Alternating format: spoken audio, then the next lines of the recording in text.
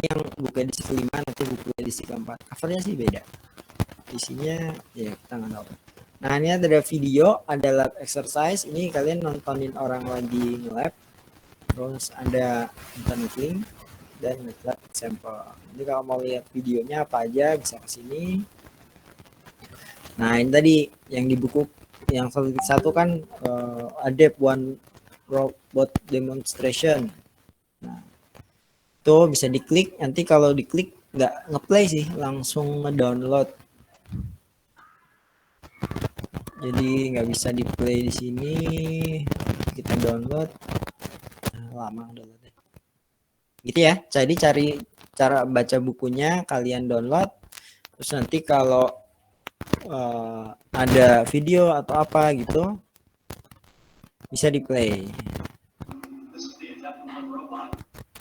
Nih saya kasih contoh video pertamanya.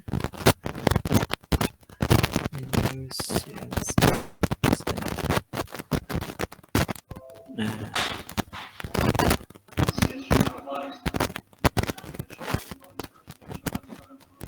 gambarnya kecil, jadi kayaknya videonya jadul. Tapi nanti makin kesana makin bagus. Ini mencontohkan si ya mesin robotiknya lah. Gitu ya. Jadi kalian jangan lupa download bukunya, karena kebanyakan nanti dan tugas keduanya nanti harus pakai buku itu. Jadi harus di download ya. Kemudian kita lanjut ke materi. Kemarin kita udah ya, ada Mas Firman nanya apa? Oh boleh nanya Pak, untuk buku biasanya kan kalau di mata kuliah lain dosen-dosen share-nya di e-kampus gitu Pak. Kalian download sendiri aja ya. Oke Pak. Tahu kan website buat downloadnya? Karena maksudnya kalau download kan ya PDF itu kan bajakan ya. Kalau saya share ulang, nah itu saya mendistribusikan bajakan. Maaf Pak, suara Bapak kresek-kresek Pak. Kenapa ya? Atau gara-gara sinyal? Enggak gara-gara sinyal kan? Kresek-kresek kan? Dari mikrofonnya Pak. Iya Pak, mikrofonnya Pak itu. Tadi pas dipegang sama Bapak juga bunyi sih Pak. Sekarang masih? Udah enggak Pak. Tapi sedikit-sedikit ada Pak suaranya Pak. Ya nggak apa-apa, dikit-dikit doang. Kalau nggak ganggu-ganggu banget mah maklumi aja lah. Biasanya sih bagus ya. Tapi tadi tak cabut soalnya, tak bawa ke kampus. Oke, ada lagi nggak? Tadi soal apa ya? Oh, soal buku. Soal buku download ya, download sendiri. Jadi itu bukan buku saya ya. Buku tulisan orang, masa saya yang share.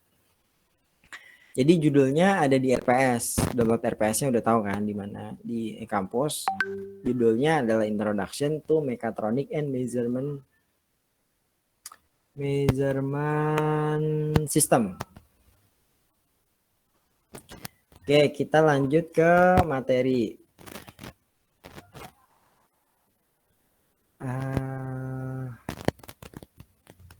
Kenalan nih.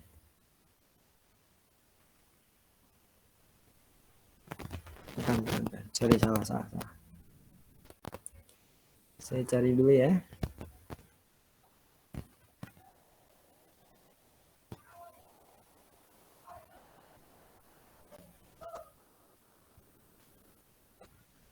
Oke.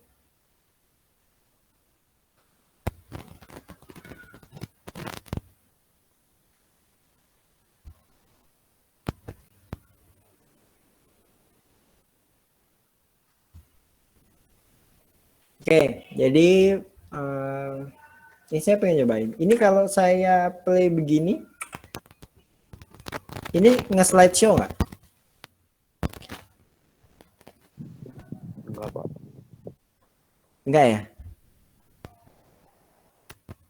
Enggak slide show ini. Enggak Masih Pak, enggak slide. Enggak Pak. Enggak gerak juga dari halaman 1. Enggak juga Pak. Kenapa ya?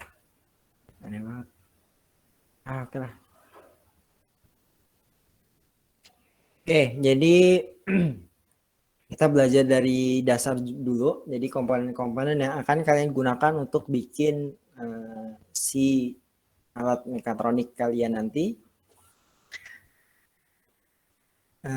Ini kayaknya semuanya juga udah familiar ya. Jadi kalau misalnya namanya rangkaian listrik itu yang paling wajib ada adalah sumber tegangan dan bebannya. Bebannya tuh bisa apa aja, bisa lampu, bisa ya TV itu beban. Gitu pokoknya yang menggunakan si dayanya gitu.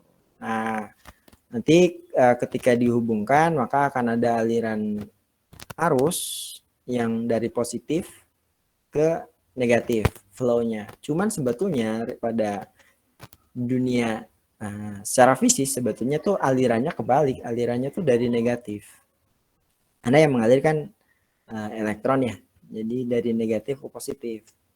Cuman ya daripada bingung kita abaikan lah elektron flow ini. Jadi alirannya kita bikin selalu dari positif ke negatif karena dia aliran arusnya. Kemudian kalau di rangkaiannya adalah AC, alternative current, itu biasanya digambarkan dengan adanya ground. Jadi bukan kutub negatif tapi ground. Nah, groundnya itu bisa digambarkan jadi satu. Jadi ground itu bisa digambarkan satu atau dikumpulkan. Nah, ini basic electrical element yang akan kita kenalan hari ini. Ada resistor, lambangnya seperti ini, kemudian kapasitor, lambangnya seperti ini, yang ini netral, ini yang terpolarized, yang ada kutubnya, kemudian ini induktor, sumber tegangan, dan sumber arus. Sebetulnya ini sama-sama sumber ya power supply lah, cuman mana yang konstannya. Biasanya kalau adaptor itu kan yang konstan apanya? Tegangannya kan ya 12 volt gitu. Ampernya mah bisa berubah-berubah tergantung kebutuhan, makanya dia adalah sumber tegangan. Nah, ini bentuknya resistor kita udah familiar sekali, kelihatan lah ya, kecil-kecil nggak apa-apa kelihatan resistor yang biasa kita temuin ini.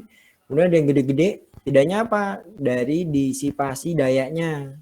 Jadi kadang tuh resistor kalau yang kecil-kecil itu kalau daya yang dilewatkan terlalu besar dia panas sekali, lama-lama jadi putus. Makanya butuh kadang resistor dengan daya dissipated energi yang lebih besar gitu. Tapi efeknya ya jadi boros listrik. Kemudian ada kapasitor, induktor, kemudian sumber tegangan tadi si adaptor. Nah, ini resistor. Resistor itu biasanya batang begini yang standar ya. Terus ada 4 warna.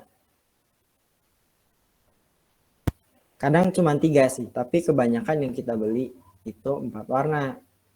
Coba ada yang bisa jelasin nggak cara baca warna-warnanya itu gimana? Cara menentukan resistor ini, misalnya kita punya resistor ini berapa ohm gitu.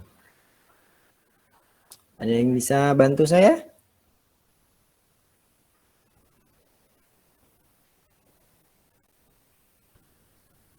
Ini saya tunjukkan ya, Mas Firman.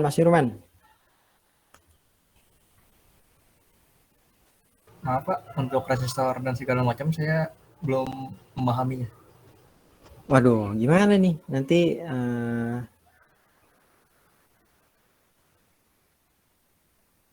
Mas Danis Fatur Rahman ya? Fatur apa nih? Mas Danis? Gimana cara menentukan hambatan dari sebuah resistor itu gimana?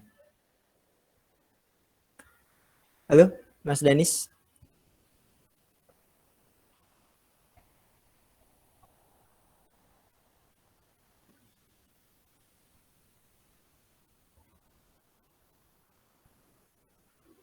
Nah, ini di close aja. Nggak ada yang mau bantu saya nih. Oke, ini penting nggak penting ya? Sebetulnya cara paling mudah untuk menentukan hambatan sebuah resistor adalah dengan multimeter tentunya ya. Jadi kalau multimeter tinggal kita hubungkan aja probe-nya langsung keluar tuh angkanya. Cuma ada kalanya kita tidak pegang multimeter tapi pengen tahu oh ini resistansinya berapa gitu. Makanya ada color code kayak gini. Jadi ABC dan toleransi udah dikodein ya. Ini lihat kelihatan ya.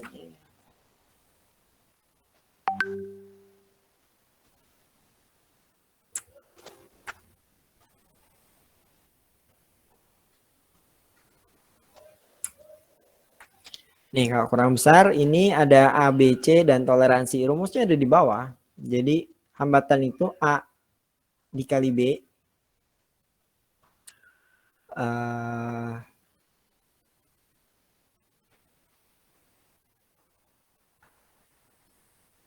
Sorry. Bukan A dikali B ya. Iya, A dikali B ya. Benar ya. A dikali B. Soalnya biasanya depannya tuh coklat gitu ya. Coklat 1 dikali dengan B. Misalnya warna keduanya hijau. Berarti 5 kali 10 pangkat. Nah yang penting itu sebetulnya ini. Karena yang depan ini ya inilah. Tapi yang ini kan faktor pengalinya. Misalnya orange juga. Jadi 5K gitu. 5K. Terus toleransinya ditentukan oleh garis ke terakhir. Jadi 5% atau 10%. Biasanya sih kita temu yang kayaknya yang gold ya. Yang silver ya. Nah, misalnya ini contohnya nih. Oh, udah saya ajari tuh caranya. Coba Mas gimana sih? Oh, di sini. Mana nih nama-namanya nih?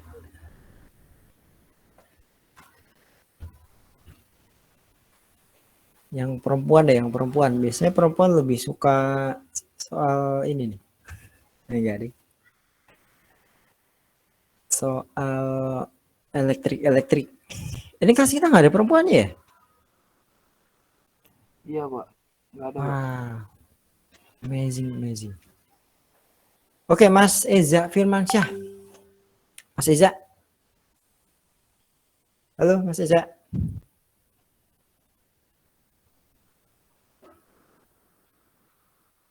Nah, ini AFK juga nih. Ada siluman. Mas Eza.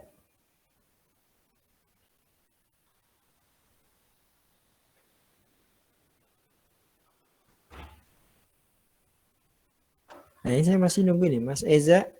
Nggak ada.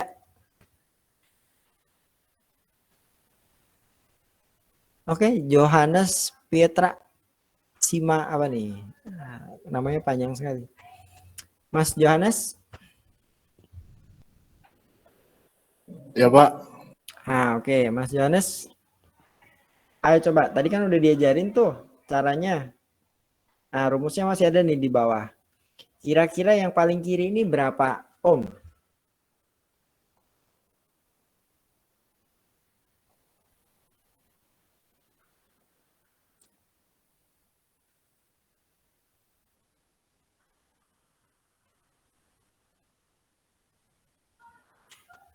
Gimana? Yang paling kiri nih, kan udah ada nih warnanya. Jelas ini.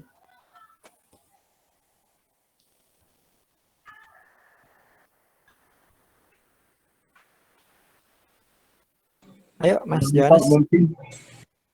Gimana? Mungkin 6, Pak. 6? Kok 6? Angkanya banyak. Coba deh, ini warna apa nih? Oren, Pak. Oren. Kita cari di sini oren tuh berapa angkanya? 3, Pak. 3. Oke. Habis itu ini warna apa? Putih, Pak. Putih. Putih di sini berapa tuh? 9, Pak.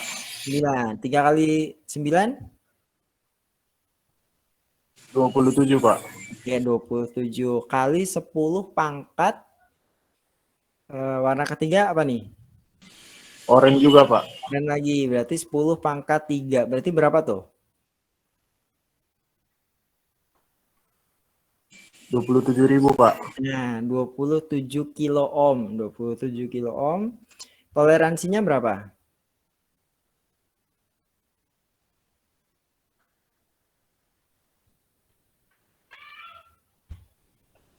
Itu warna emas ya, Pak? Yang paling atas ya? Iya.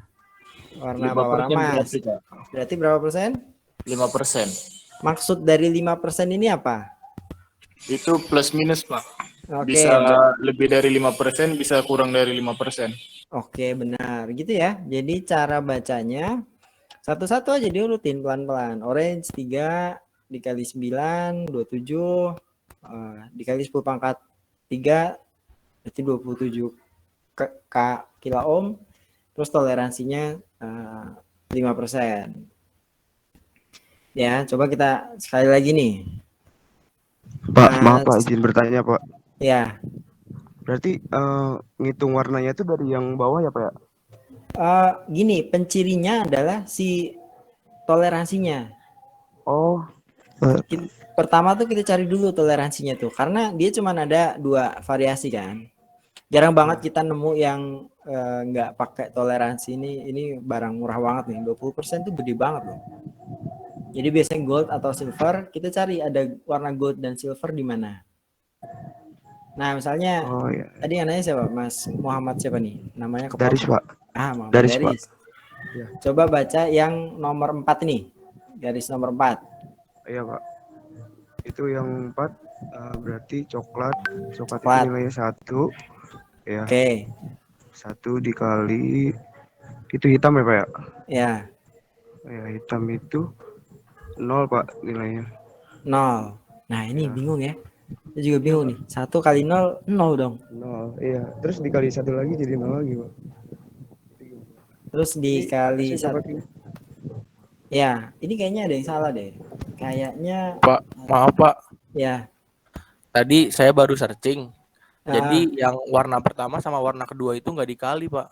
iya kan? Ditambah ya? Jadi misalnya kayak yang itu kan coklat hitam berarti jadi 10 Pak nilainya. 1 sama Ya, 0. oke. Kayak gitu ya. Berarti kita revisi ya. Oke, saya juga tadi juga aneh banget dikali. Karena kalau dikali nanti nggak semua kombinasi itu ada. Walaupun emang kalau kita beli resistor itu nggak semua kombinasi ada ya. Saya dulu pernah datang ke toko elektronik karena saya butuhnya segitu. Saya ngomong aja sama mbaknya, Mbak beli resistor ini 334 ohm gitu. Terus bengong aja mbaknya, nggak ada mas yang segitu gitu. Jadi sebetulnya resistor itu juga nggak sembarang amat angkanya. Tapi gitu ya. Jadi berarti yang pertama tadi apa? Yang pertama tadi salah kan? Iya Pak, itu salah Pak. Yang pertama orange 3, putih 9 berarti 39 kilo ohm. Nah, yang ini berarti 10 tadi terusin Mas. 10 pangkat berapa nih? Jadi Mas Daris tadi mana?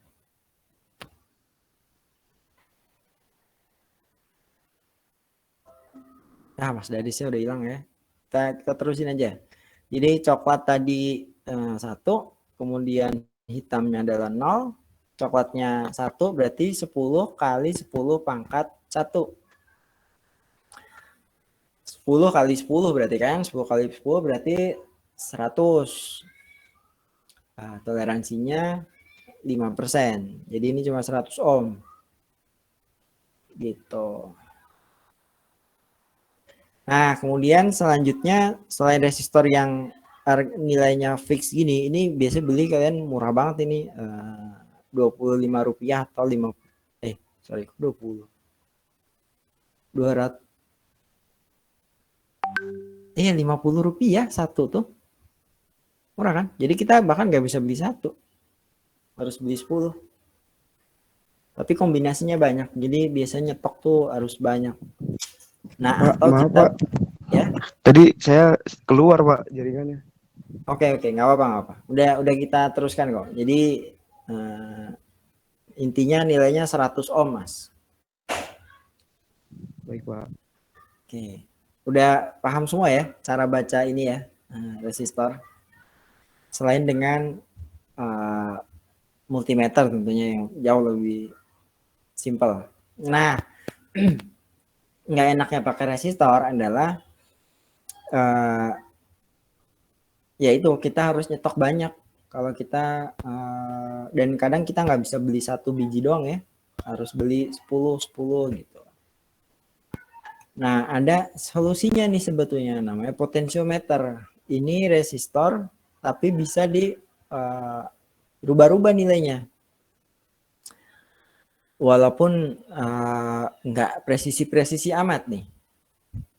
Karena ini kalian kalau udah pernah pegang potensiometer terus kalian ukur resistansinya pakai multimeter,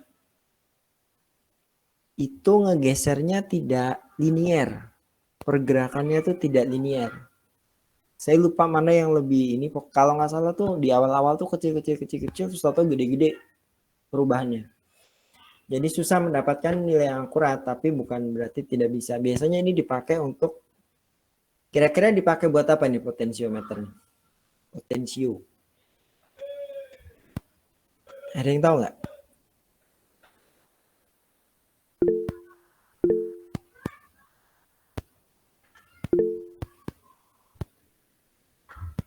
Ya, Mas Firman.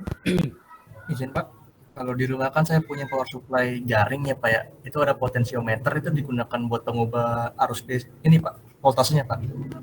Nah, ubah voltase, benar. Jadi pokoknya hampir semua apapun yang kalian putar di alat elektronik itu isinya ya ini ya, potensio gitu. Jadi buat mengubah si tegangan tuh ya pakai potensio buat ngatur volume, buat ngatur ini. Jadi prinsipnya pakai potensio. Jadi kakinya ada 3. Kaki pertama itu, saya nggak bikin gambarnya ya. Pokoknya kira-kira kayak gini lah. Yang paling mendekati itu kalau nggak ini saya juga nggak tahu ini apa ya. Yang gambar terakhir, penggambaran aja. Jadi yang benar-benar menggambarkan tuh, jadi kakinya ada 3. Kalau kalian mau yang variabelnya, itu kakinya disambungin ke yang kanan dan yang tengah. Jadi inputnya di kanan, outputnya di tengah, atau dibalik juga nggak apa sih. Tapi biasanya gitu, kanan terus tengah. Nah yang satu lagi itu ground. Atau kalau kalian mau kelebihan uang, mau menghambur-hamburkan uang daripada beli resistor 10K, udah kalian beli potensio, tapi kalian pakai kakinya yang kanan dan kiri. Nah itu kalian dapat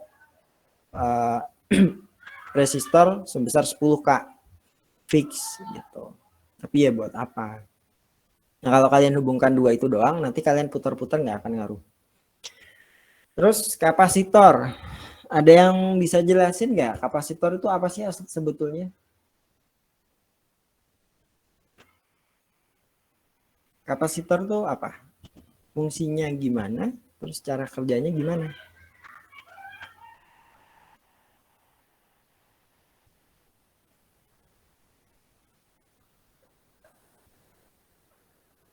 Topik Sandy Gunawan.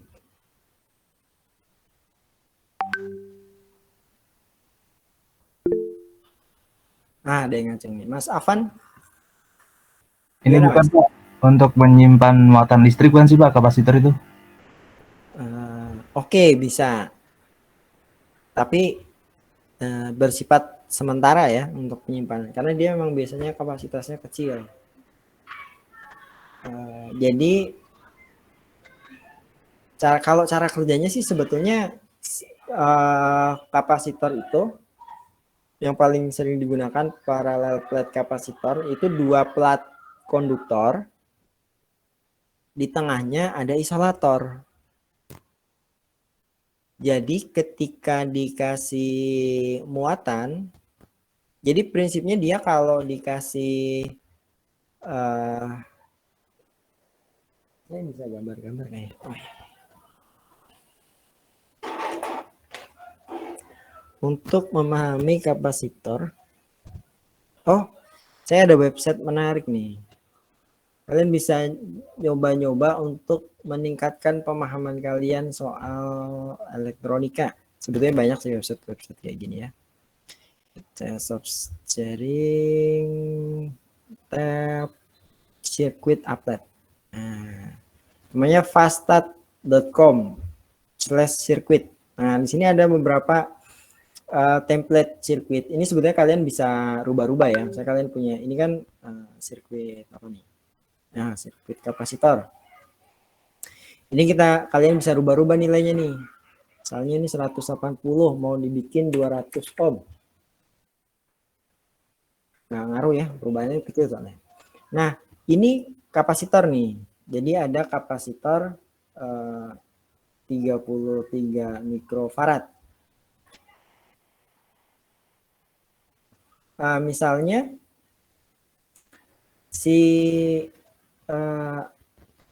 ini kan sumbernya kita pakai AC ya. Bagaimana kalau kita kasih DC? Ada yang bisa menebak apa yang terjadi kalau sistem dengan kapasitor kita kasih listrik DC?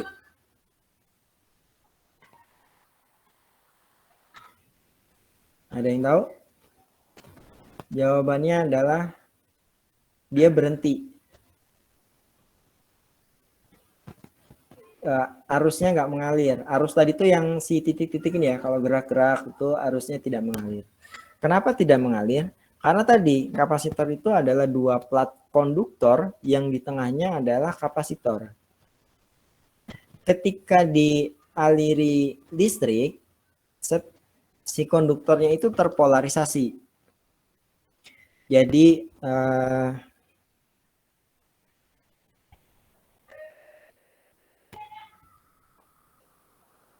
ya kita balik lagi ke ini ya. Saya mau gambar-gambar soalnya. Sorry, Windows.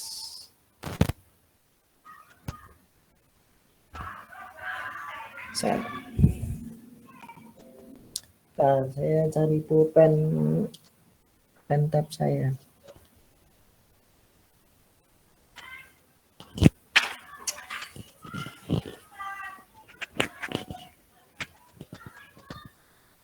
Oh, ini.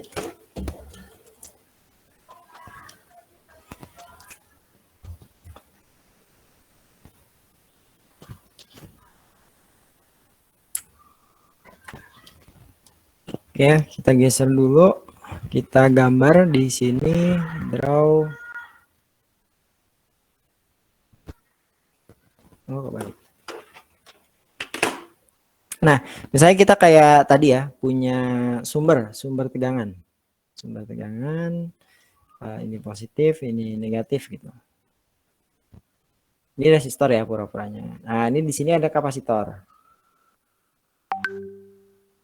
Kapasitor itu kan di sini ada konduktor, biasanya biar gampang air lah ya. Kita di sini tengahnya ini isinya air. Air ini kan tidak, sebetulnya air itu isolator ya, air murni lah, jangan air yang sudah berion. Ketika dikasih tegangan seperti ini, air itu kan sebetulnya ini ya, sebetulnya dia bermuatan juga ya, karena dia kan H2O. Itu tuh kadang bisa pecah jadi H plus O, HO min gitu ya. Ya, masih kan nggak di kimia dulu. Nah, ketika dikasih tegangan seperti ini plus terjadi polarisasi pelan-pelan tuh. Jadi pelan-pelan ion-ion minus itu terkumpul di atas. Jadi di sini minus gitu. Terus di bawah jadi plus. Karena kan berlawanan nih. Jadi di sini ada minus, otomatis dia narik si plus-plusnya gitu. Jadi proses penarikan ini, jadi karena proses penarikan ini, si kapasitornya jadi berenergi, jadi terpolarisasi. Nah, misalnya si ininya tak hilangin, si sumber tegangan tak hilangin, terus ini tak sambungin gitu ya. Ini kan berarti dia bermuatan positif di sini. Ini bermuatan negatif. Dia jadi seperti baterai, tapi singkat banget. Jadi di sini plus, di sini negatif. Ketika dihubungkan, si sumber tegangannya dihilangkan, arusnya akan mengalir di sini sampai kondisinya balik lagi netral lagi di sini, di cairan pengisinya ini netral lagi. Itulah kenapa dia bisa menyimpan energi gitu. Contohnya kalau di sini kita stop. Kita lihat lagi di sini, tapi kita lihat sirkuit yang mana ya? Bukan ya? Yang mana ya?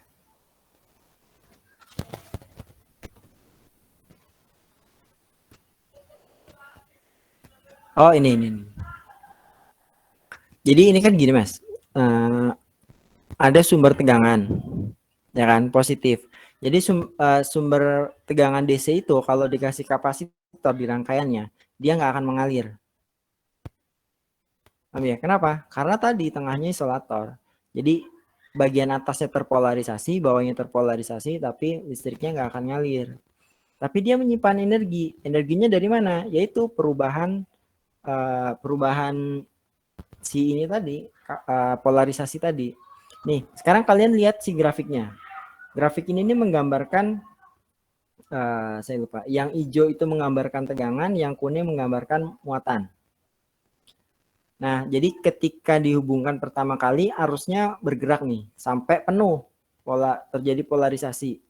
Terus ketika sambungannya saya geser ke kanan, ini istilahnya kita buang si dayanya kapasitor.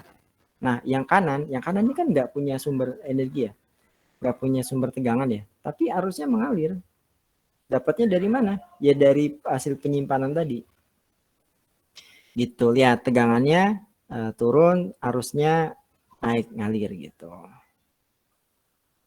Ya, itu cara kerja si kapasitor. Gunanya buat apa? Tadi 1, menyimpan. 2, ada lagi nggak yang bisa sebutkan kegunaannya? Yang sebetulnya paling penting untuk sistem mekatronika sih kayaknya ya. Buat filter juga. Filter artinya biar yang lewat itu cuman listrik AC. Karena kan ada ya sebuah sistem yang dia pakai baterai, pakai AC juga, pakai adaptor juga. Nah, itu gimana caranya supaya jadi si alat utamanya pakai listrik AC, tapi ada komponen kecil yang pakai listrik DC, pakai baterai, cuma buat menggerakkan komponen kecil yang itu masuk ke rangkaian yang besar. Nah, gimana caranya listrik DC itu tidak masuk ke rangkaian AC secara keseluruhan terus merusak sistemnya? Nah, dikasihlah kapasitor, jadi si DC-nya nggak bisa lewat, nggak bisa masuk ke rangkaian AC gitu. Itu salah satunya. Atau ada lagi buat filter sinyal. Jadi kalau misalnya sinyal ini saya udah nggak nge-share ini ya. Saya mau nge-share komponen analog. Nah, saya punya sinyal AC. Sinyal AC itu kan biasanya sinusoidal ya. Nah, di beberapa kasus kalau kita pakai amplifier katakanlah, itu tuh kadang sinyalnya gini, sinyalnya tuh ada noise-nya. Nah, noise gitu. Nah, untuk ngerubah supaya dia sinyalnya jadi mulus lagi, itu biasanya dipakai kapasitor. Kenapa? Misalnya ini kan sebetulnya kalau kita bikin garis di atasnya, ini kan kekurangan ya, dia noise karena bisa dibilang dia kekurangan daya. Ya kan, karena dia di bawah garis si normalnya. Makanya ditampung dulu pakai kapasitor. Jadi supaya luarannya nanti mulus tapi agak delay. Jadi kalau dikasih kapasitor nanti kira-kira bentuknya bakal gini. Jadi lebih halus tapi nanti ada delay. Gitu. Itu salah satu fungsi kapasitor. Kemudian induktor. Ada yang tahu fungsi induktor apa?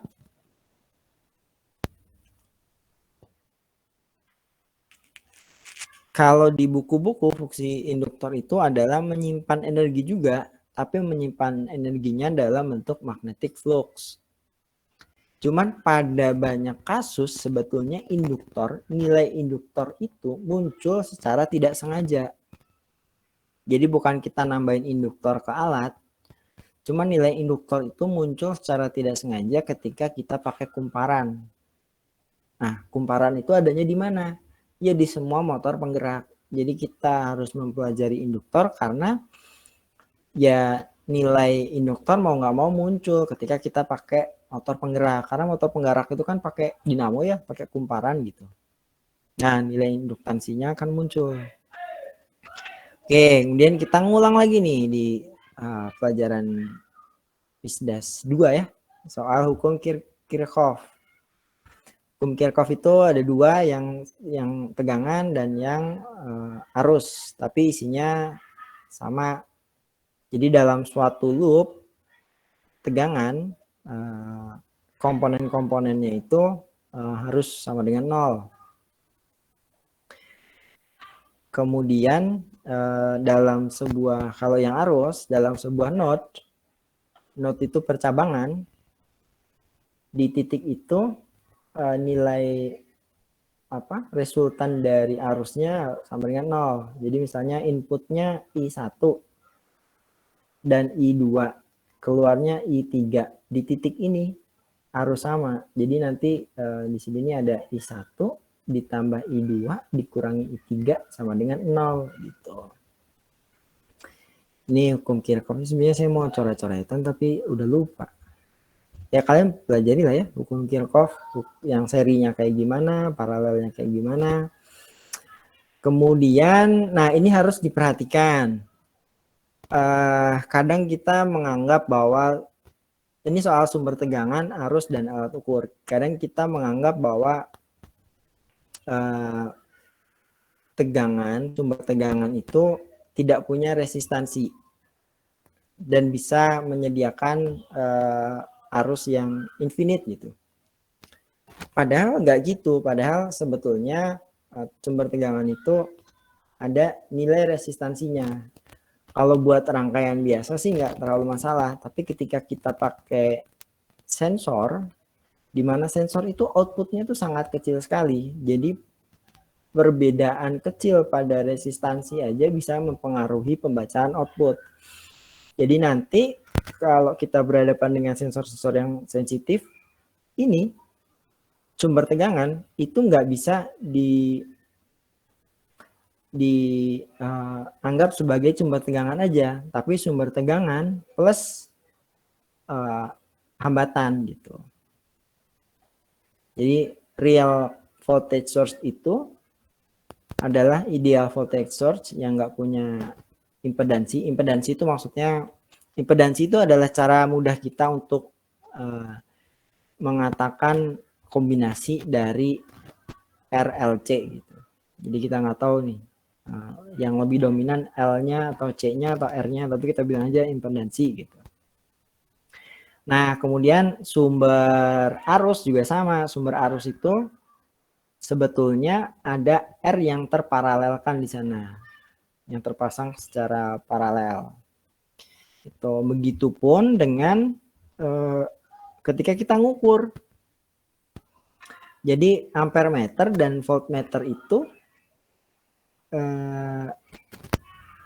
sebetulnya ketika dihubungkan dia tuh juga mengandung impedansi gitu.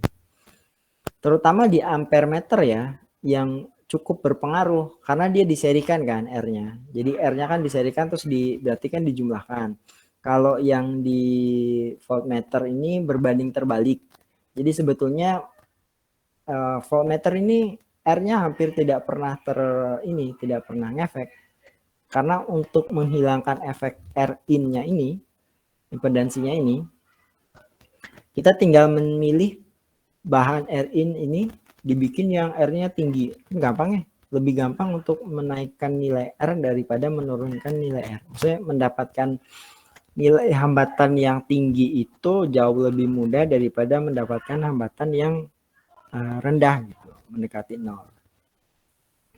Itu soal sumber tegangan dan arus. Kemudian ini Thevenin dan North equivalent circuit. Thevenin ini biasa kayak kalian pakai buat kalau ada jembatan Wheatstone gitu ya. Jadi ada suatu rangkaian R atau hambatan yang terhubung dengan sumber tegangan, itu bisa dirubah jadi satu sumber tegangan plus satu hambatan pengganti. Carinya gimana? Ini nilainya. Kalau paralel gini ya. Kalau bentuknya kayak gini bisa digantikan dengan VOC yang nilainya sekian, kemudian hambatan pengganti yang nilainya sekian. Nah, kalau yang Norton itu sama, cuman dia pakai arus. Nah, kemudian ini sinyal AC. Tadi kan saya udah ini ya. Sinyal AC itu sinusoidal. Jadi ini persamaannya ya persamaan gelombang. Terus yang harus kalian tahu ketika berbicara soal gelombang sinyal AC, bahwa dia sebetulnya tidak bisa dinyatakan dalam satu angka. Jadi tegangan misalnya tegangan AC tapi 220 volt gitu. Itu cuma sebagian dari informasi yang ada. Tapi kalian kalau mau lengkap ya harus nulis ininya. VT. Nah, ini tegangannya adalah VM. VM itu amplitudonya. Jadi titik tertinggi dari tegangan dan terendah. Kemudian sinus omega T plus P. P ini adalah ini ya, fasenya lagi di posisi mana gitu. Nah, jadi yang perlu ketahui juga periodenya atau T, kemudian VPP. VPP itu tegangan dari puncak ke puncak. Jadi 2 kali amplitudonya lah. Nggak selalu sih, tapi biasanya amplitudo. Tapi ini VPP ini nggak terlalu populer ketika kita menggambarkan sinyal AC. Yang lebih populer adalah root mean square voltage. Jadi VRMS. Kan dengar ya, VRMS. Kenapa VRMS lebih populer? VRMS itu VPP tadi dikali 0,7071 atau dikali 1/2 karena nilai VRMS ini lebih mendekati nilai real dari tegangan DC. Jadi kalau tegangan DC dengan arus yang sama ya 240 volt, itu kira-kira kalau kita kasih VRMS dengan 200 volt itu misalnya kita punya pemanas. Pemanas yang straightforward cuman pemanas filamen doang atau si resistor doang gitu. Panas yang dihasilkan oleh filamen panas itu akan sama antara 200 volt DC dengan 240 volt DC dengan 240 volt RMS, VRMS. Kalau pakai V peak to peak panasnya akan lebih tinggi gitu. Jadi makanya diambil VRMS. Ini lebih menggambarkan daya dari suatu listrik AC gitu.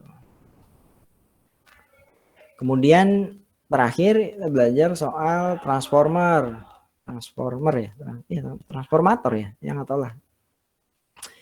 Ininya transformer ini menaikkan atau menurunkan daya. Sebetulnya menaikkan dan menurunkan daya itu bisa pakai rangkaian ini nih.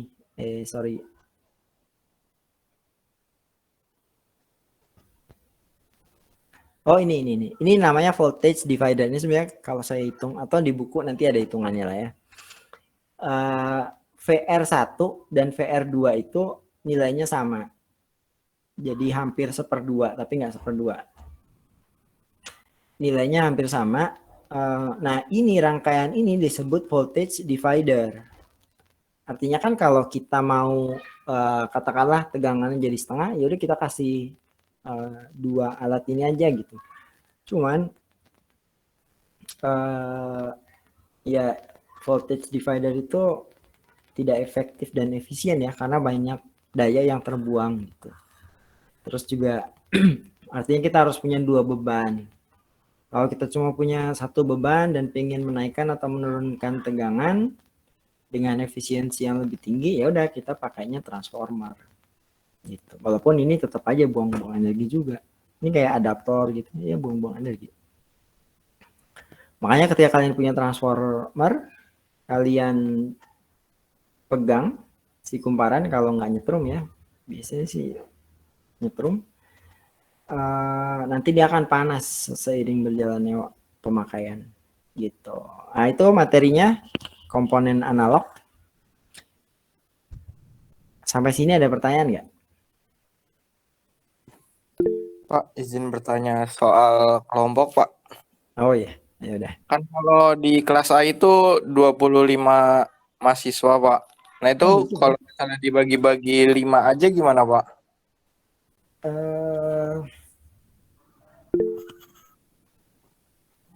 Kalau 4 ada 1 orang ya yang Iya, Pak, yang tertinggal.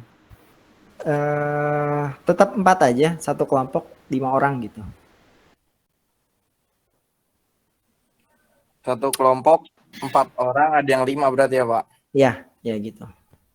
Biar Baik. banyak lah. Ada lagi nggak yang ditanyakan? Ya ini udah habis ya waktunya ya. Oh, Nah, Cukup.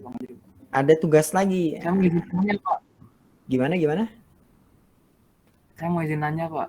Ya, Kalau kapasitor itu kan bisa buat nyimpen ya, Pak. Nah, hilang. Ini saya yang hilang apa kalian yang hilang? Muhammad Fahrinya, Pak, sinyalnya mungkin. Oh. Ya udah biar dia memperbaiki sinyal dulu ya. Saya mau ngasih tugas dulu nih. Jadi ternyata setelah saya lihat-lihat materi kita cukup banyak. Nah, tadinya kan saya bilang semikonduktor tidak akan kita bahas ya. Ternyata semikonduktor itu sangat penting. Jadi ini saya jadikan tugas pribadi ini. Jadi kalian baca dari yang introduction-nya sampai ini nih, yang 3.4 bipolar junction. Yang field effect transistor itu nanti kita bahas di kelas. Jadi itu ya, ngerangkum ini dibaca terus dirangkum. Gak usah banyak-banyak, terserah kalian mau dirangkumannya dalam bentuk PPT atau tulisan PDF gitu, terserah. Kalau PDF nggak usah banyak-banyak lah, 2-3 halaman kayaknya cukup ya. Kalau PPT ya bebas lah, PPT mah tergantung style kalian gitu ya. Dikumpul minggu depan sebelum perkuliahan.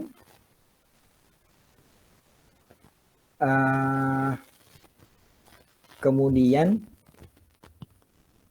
sebentar, saya jadi kepikiran soalnya. Oh iya, yang kelas C yang tadi saya salah, ngumpulinnya jadi tugas 1 ya. Nanti yang satunya tugas. Oh iya dah. Itu kelas A, Pak, yang tadi tugas pertama dikumpulin di pertemuan kedua. Iya, kelas A yang salah ya. Yaitu nanti berarti tugas ini dikumpulkan di pertemuan pertama ya. Terus kalian udah pada bikin akun LMS-nya belum? Udah ada pengumuman kan ya soal e-learning? .ck.ac.id. Atau dikumpulkan di sana ya. Website belum bisa dibuka, Pak. Tadi Belum coba Pak, belum buka, bisa Pak. masih itu, Pak. Masih Yaudah deh, harus kita mulai memanfaatkan itu minggu depan. Tadi sih barusan beberapa dosen katanya udah mulai mencoba ya, tapi nggak tahu. Saya juga belum buka-buka sih. Minggu depan lah. Minggu ini masih lewat e-kampus aja ngumpulin tugasnya. Oke, tadi Mas singkat aja ya.